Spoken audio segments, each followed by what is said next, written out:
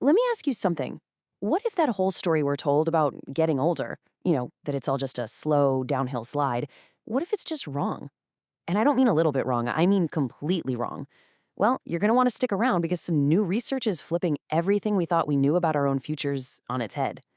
All right, so first up, let's talk about that story. You know the one we've all kind of absorbed for generations. It's this really powerful narrative, right? And it quietly shapes how every single one of us pictures the last chapters of our lives. Seriously, just take a second right now. What pops into your head? What's the first image you see? Is it all about vitality, growth, and new experiences? Or is it something else? Because let's be honest, for most of us, that picture is shaped by one single, very powerful idea. And here it is, the idea that aging is just a process of loss. You lose strength, your mind isn't as sharp, your body just can't do what it used to. It's like this one-way street, and it's only heading down. But what if that isn't the whole story? I mean, what if that's not even the most important part of the story? Okay, so this is where it gets interesting. A brand new study, a really groundbreaking one from the journal Geriatrics, decided to actually test that story, to check it against real data.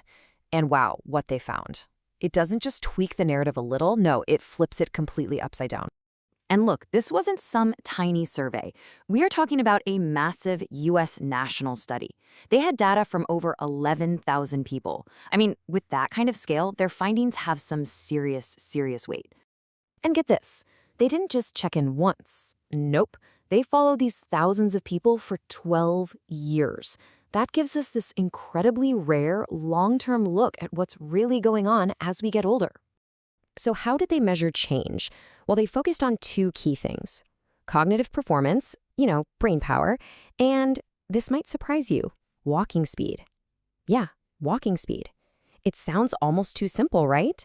But experts, geriatricians, they actually see walking speed as a crucial, vital sign. It's like a reliable little window into a person's overall physical health and even their brain health. Okay, so you've got all this data from all these people over all those years. So what did they find? Well, this is the exact moment where that old, gloomy story starts to just crumble, and something way more hopeful starts to take its place. I want you to just let this sink in for a second. This is the main takeaway from the entire study. They didn't just find that people slow their decline. They found that people actively improve. That's not just a different chapter in the book of aging. That is a completely different book. And we're not talking about some rare fluke here. I mean, look at this. Nearly half of all the people in the study showed significant improvement in at least one of those key areas, either walking speed or cognitive function, during that 12-year stretch. That's incredible. Nearly half. So this is what that data actually looks like in the real world. For a huge number of people, getting older isn't about shutting down at all. It's this whole journey, right? It's got its own rhythm, its own ups and downs. And here's the key. Improvement is always on the table. The actual path is just so much more varied and dynamic than that old, tired story would have us believe. Now, I know what you might be thinking. Okay, sure. But that's probably just people who got sick and then got better, right? Well, the researchers thought of that too. And nope, the improvement wasn't just in folks bouncing back from an illness. A lot of people who started out with totally normal abilities still got better. And here's another kicker. More than half of everyone in the study did not have the cognitive decline that we're always told is just inevitable. So if it's not just about getting over a sickness, then what's the secret sauce here? What's going on? Well, the researchers found a really powerful clue. And it has nothing to do with pills or your DNA. Nope. It has everything to do with what's going on right between your ears.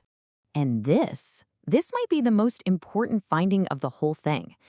It turns out that what you personally believe about getting older is a huge predictor of what will actually happen to you. Think about that. Your mindset isn't just along for the ride. It's in the driver's seat. The data here is just crystal clear. People who had negative beliefs about aging, well, they were more likely to have slower walking speeds and worse memory. But what about the people with a positive outlook when the study began? You guessed it. They were way more likely to see actual improvements in both their physical and their mental abilities. And just to be super clear, this isn't some small, oh, that's interesting kind of link. The researchers found this connection between belief and outcome was statistically significant. And that was after they accounted for other big factors, like how much education someone had or their health issues coming in. In other words, mindset really, really mattered all by itself. So where does that leave us? What does this all mean? Well, it means that the story we started with, that whole myth of inevitable decline, is seriously, seriously overdue for a rewrite. You know, this research, it's not just some interesting factoid for a science journal. It's really an invitation for every single one of us, personally and as a whole society, to challenge that old story we tell about life after 65. Because as we're seeing, that story has real, measurable effects on our lives. So what's the big takeaway here? What's the bottom line? This new science of aging is telling us that getting better, stronger, and sharper as you get older, it's not some miracle. It's actually common. And that leaves all of us with a pretty powerful and I think deeply personal question. If our own mindset has this much power to shape our reality, well, what story of aging are you going to write for yourself?